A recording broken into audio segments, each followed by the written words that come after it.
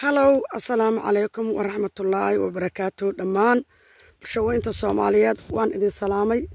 Waxaan gadaynaa beertan oo lagu rabo qiimaheeda aan idin soo sheegi doono. Beertan waxaan arkaysiin waa beer 3 ekar. Liin baa ku abuuran, maasha Allah tabaaraka. Maxay ay tahay? Liin baa ku abuuran. beertan beertayday ku dhagan tahay. maxay ay tahay maasha Allah tabaaraka. geedka weyn waa geedka weyn oo beerta loo harsado. baashan baana ku sii baxay ku kor baxay oo ku abuuran baashan fruit. maasha Allah tabaaraka. gurigii shaqaalaha oo beerta loo shaqaaluhu degay waa u dhisan yahay waa kana. biyahana meel dheer ma jiro. beertayda waa tana inta loo maraa intay ku dhagan tahay. ayadana beertayda biyaha laga helaa waa beer dhinac kasta liin baa ka buuxda 3 ekarba. laakiin 1 ekar ay liintooda waa weyn tahay tan kale way yar tahay maasha Allah tabaaraka.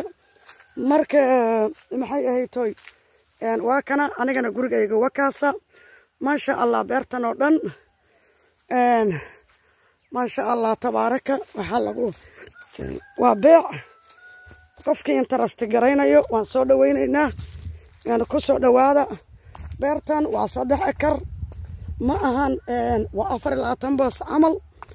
maxay ay tahay waa meel aan magaalada aad uga dheerayn oo magaalada aad ugu dhow maasha Allah tabaaraka. qofkii raba investment inuu gashto iyo qofkii raba inuu maxay ay tahay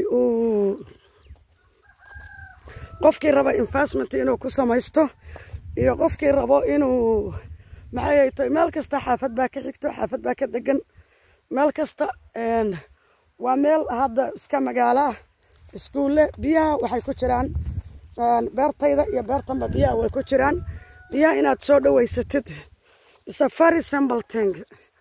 waa beer baxaysa oo miro dhashay maasha Allah tabaaraka.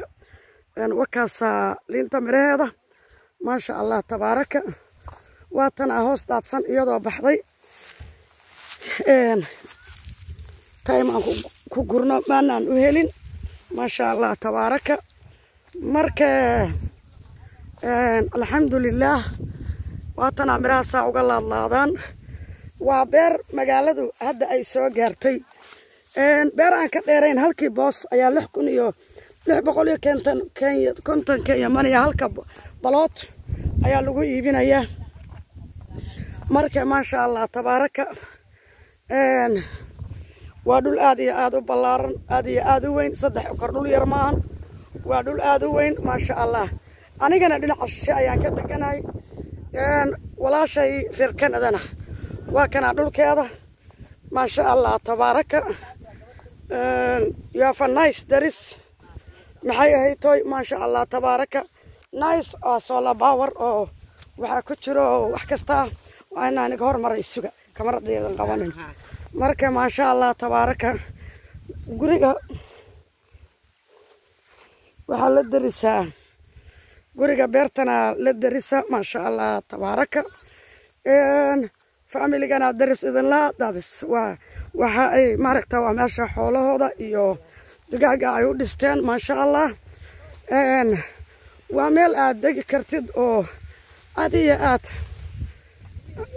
biyale korontada waa la balagaraystay.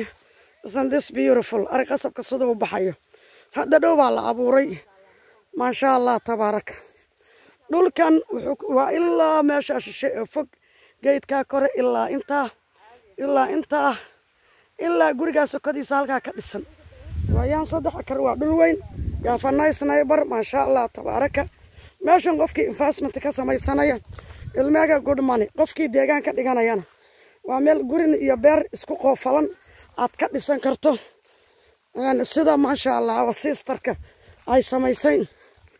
marka maasha Allah tabaaraka. you can do that maasha Allah tabaaraka. you have a nice neighbor here maasha Allah. that's a beautiful home. family baa degan reer Canada maasha Allah tabaaraka.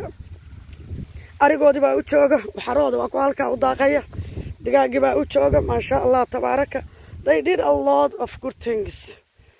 marka ما شاء الله تبارك dadka beertan iskala waa 20 ekar gidigood waa dad qurbaha ka yimid oo qurba joog ah dadka beerahan iskale beerahan korosho waa ka baxay ayaga naftooda liin banaana hadda lagu abuuray qasab hadda lagu abuuray there is so many to be thankful ما شاء الله تبارك marka alhamdulillah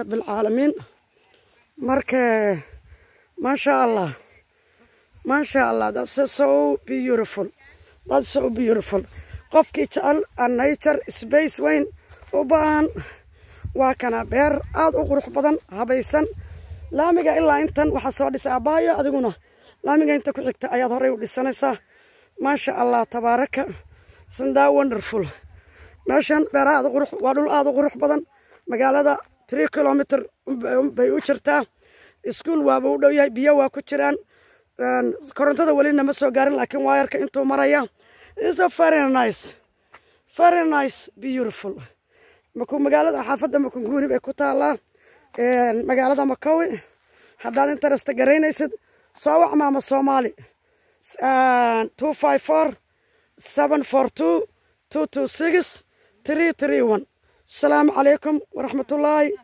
وبركاته.